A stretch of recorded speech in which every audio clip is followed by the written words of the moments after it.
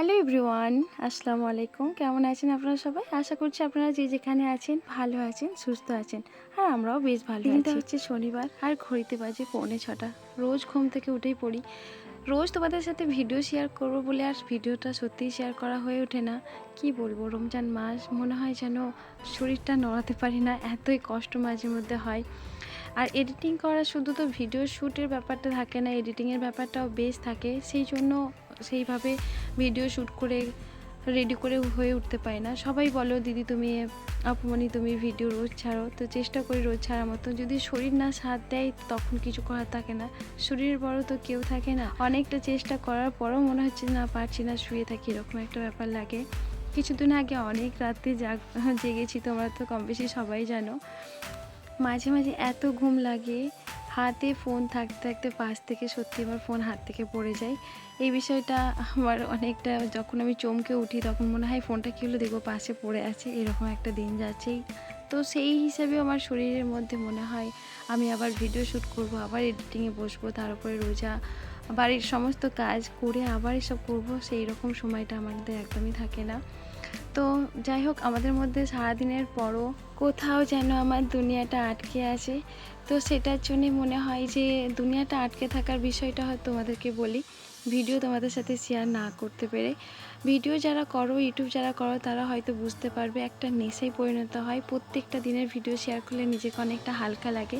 কিন্তু এখন যেহেতু আমি একদমই পারছি না, রোজার মাসের কাজ, ইবাদত, নামাজ, কোরআন এসব থাকে, তো সেই হিসাবে যদি আমি ইউটিউব নিয়ে ব্যস্ত থাকি তখন তো আমার মনে হয় এই রোজার মাসটাই হয়তো বেকার যাবে। তো সেই হিসাবে আমি তোমাদের সাথে এত সময় ধরে ভিডিও এডিটিং করে শ্যুট করে ভিডিও রেডি করে উঠতে পারছি না। আমার একটা ভিডিওতে শ্যুট করার পর শুধু এডিটিং লাগে প্রায় 2 থেকে 3 ঘন্টার বেশি। তার উপর ভয়েস ওভার থাকে, তার উপরেও কিন্তু কিছু ভুল হলো না হলে এগুলো দেখা লাগে অনেকটা সময়। টোটালি আমার 4 ঘন্টা একটা লাগে শুধু এডিটিং করা, শ্যুট বাদ দিয়ে। তো সেই হিসাবে এতটা সময় থাকে না যে আমি ভিডিও এডিটিং করে ভয়েস ওভার দেবো। জানি না এখনও যে ভয়েসটা দিচ্ছি, অনেক দিন দেওয়ার ফলে অনেকটা আলাদাভাবে তৈরি হয়ে যায়। এক একটাভাবে নিজেকে তৈরি করি, আবার যখন অনেকটা গ্যাপ হয়ে যায় তখন নতুন করে আবার অন্যভাবে নিজেকে প্রেজেন্ট করি, তখন কিছুটা ডিফারেন্স লাগে। যাই হোক, তোমরা যদি সব দিক দিয়ে আমাকে আগের পরের সব ভিডিওতে যদি মেনে নিতে পারো, এটাই আমার ভালো। সবাইকে রিকোয়েস্ট করছি আমার লাস্ট পর্যন্ত ভিডিওটা দেখো, অনেকদিন ছাড়াই তোমাদের সাথে ভিডিওটা শেয়ার করছি। আর এই যে, আর রোজা রেখে তো রুমগুলো একদমই ক্লিন করতে পারছি না। দেখলাম পাতার মধ্যে অনেক পানি, ধুলো এরকম জমে আছে, একটু মুছে নিলাম, রুমগুলো হালকা করে ক্লিন করে নিলাম। আমার আগের ভিডিওতে জন্মদিন নিয়ে যখন বলেছিলাম তখন সবাই আমাকে বলেছিলে দিদি কেন বললে না তোমার জন্মদিন বলে। তো সত্যি কথা বলতে তোমাদেরকে আমি সত্যি বিশেষভাবে জানাই না, যেহেতু মা বাবা সবাই মানা করে জন্মদিন আমাদের পালন করতে নেই, মৃত্যু দিবস পালন করতে হয়। তো এই হিসাবে আমি আর কাউকে বলি না, এমনকি আমি কেক পর্যন্ত কাটি না।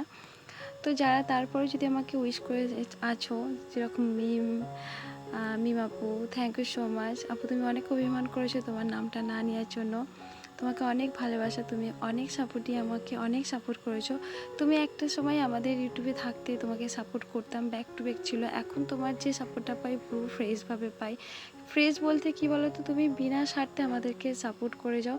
তোমার জন্য অনেক দোয়া রইলো। তবে মিম আপু, তোমার জন্য আমি অনেক মিস করি। তুমি যদি আমাদের মাঝে থাকতে, তোমাদের সাথে কথা বলতাম, একবার হলেও তো তোমার ভয়েসটা শুনতাম, খুব মিস করি সোনা। সত্যি বলছি, তুমি আমাদের মাঝে যদি ফিরে আসো, আবার দেখো, চেষ্টা করো যদি ফিরে আসতে পারো কি না। এখানে আমাদের যে ভিডিওর অ্যাডস যেগুলো হয়, সেই অ্যাডসগুলো নিজের মতো করে ইসলামিক হিসাবেও তুমি সেগুলো অ্যাড করতে পারবে।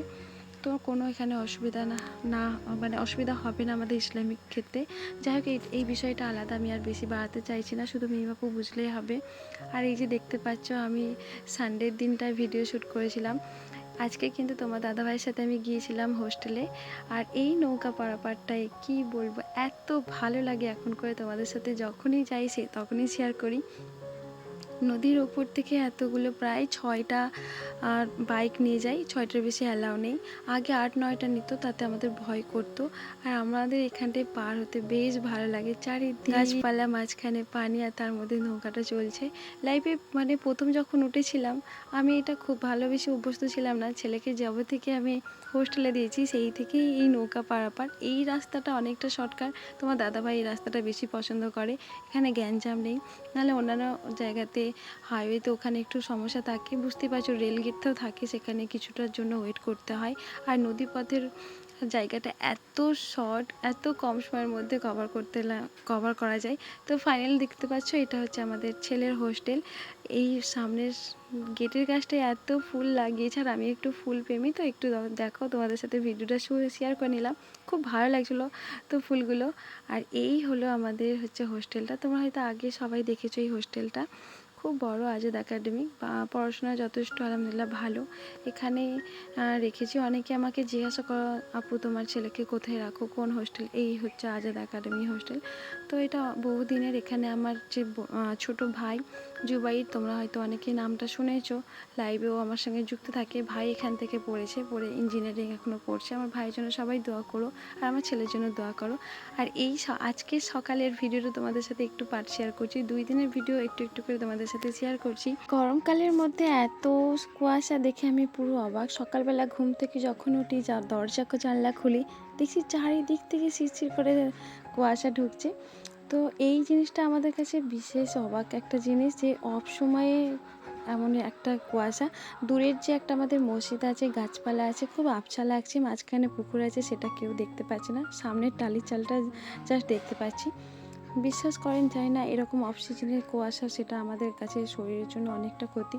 তবে ঠান্ডা আবহাওয়া আমরা রোজা রেখেছি, এটার জন্য আমাদের একটু ভালোই লাগছে।